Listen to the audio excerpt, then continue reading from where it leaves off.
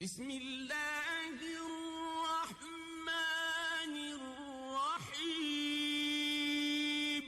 حضرت ابو ہریرہ رضی اللہ تعالیٰ عنہ سے روایت ہے کہ رسول اللہ صلی اللہ علیہ وسلم نے فرمایا، اکثر عذاب القبر من البول، قبر کا عذاب زیادہ تر پیشاب کی وجہ سے ہوتا ہے۔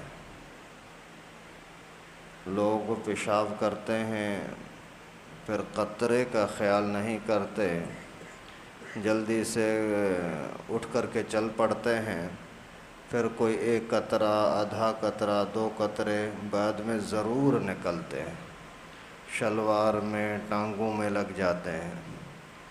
پھر نماز سے پہلے اسی کو اچھی طرح سے صاف نہیں کرتے تو یہ نماز ہوتی ہی نہیں، اور اسی کا اسی قطرے کے ساتھ گھومتے پھرتے رہنا پلیت حالت کی وجہ سے رحمت کے فرشتے بھی ان کے پلیتی کی وجہ سے دور بھاگتے ہیں۔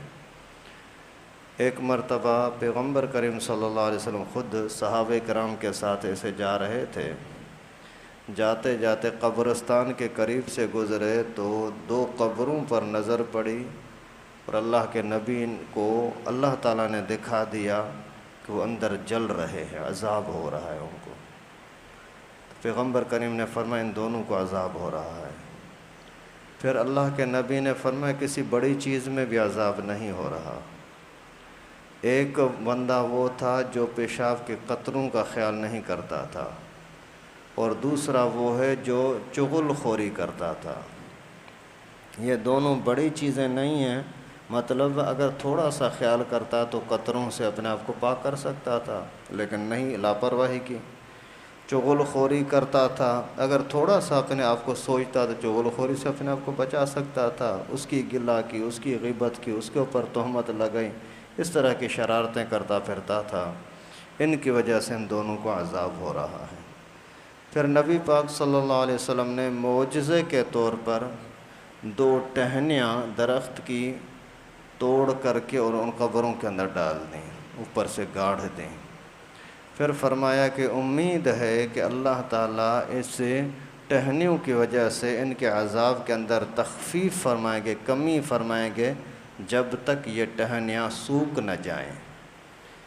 اسی کی وجہ سے آج کل لوگ بولتے ہیں بھائی اسے درختوں کے پتے اٹھا کر کے اور قبر کے اوپر ڈال دیا کرو، تو یہ وہ پیغمبر کریم کا معجزہ تھا، اس کی وجہ سے عذاب کم ہوا تھا۔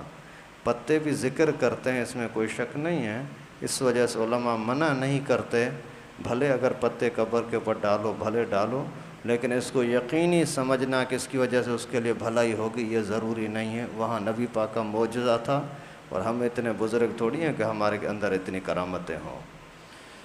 تو خیر، یہ بیماری بہت زیادہ ہوتی ہے، اور مثال کے طور پر آپ نے پیشاب کیا تو کبھی بھی پیشاب کرنے کے بعد ادھر ادھر جانے لگے تو پھر تھوڑا سا سوچا کریں کہ یار کوئی قطرہ آیا تو نہیں۔ آپ توجہ کرو گے، آپ کو محسوس ہوگا کہ واقعی قطرہ آیا ہے، اور توجہ نہیں کرتے پھر کتنا بھی کپڑے خراب ہوتے رہتے ہیں، پرواہ نہیں ہوتی۔ اس وجہ سے جب بھی قضاء حاجت کے لیے جائیں تو اچھے طریقے سے تسلی کے ساتھ پانی نکل جائے، پھر اچھی طریقے سے دھوئیں، دھونے کے بعد اٹھیں، جلد بازی نہ کریں۔ یا پہلے اٹھ کر کے چلے بھی گئے تو پھر تھوڑی دیر کے بعد جا کر کے ایک مرتبہ وہاں دیکھیں، اگر قطرہ آیا ہے تو اس کو نکالیں، یا تھوڑا سا وہاں پیشاب کرنے کے بعد تھوڑا سا کھانسی کر لیں تاکہ اس کی وجہ سے نکل جائے، اٹھ کر کھڑے ہو کر کے پھر دوبارہ بیٹھیں، اس کی وجہ سے قطرہ ختم ہو جائے۔ کیونکہ یہ تھوڑی سی تکلیف کی وجہ سے اگر قبر کے عذاب سے بچ جائیں تو بڑا اللہ کا کرم ہے نا۔ اور قبر پہلا مرحلہ ہے، اگر قبر میں عذاب میں ہے نا تو آخرت میں بھی عذاب ہوگا۔ حضرت عثمان غنی رضی اللہ تعالیٰ عنہ جب جہنم کی بات سنتے تو اتنا نہ پریشان نہ ہوتے، جب قبر کی بات سنتے تو رونے لگتے۔ کسی نے پوچھا کیوں؟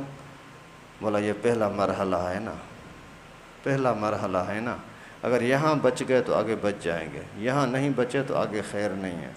اس وجہ سے اپنے آپ کو پلیت چیزوں سے پلیت رہنے سے اپنے آپ کو بچائیں، جسم کو پاک رکھیں، کپڑوں کو پاک رکھیں، اور اگر کوئی گندگی ہو جاتی ہے تو پھر اس کو اچھی طرح سے دھو لیں۔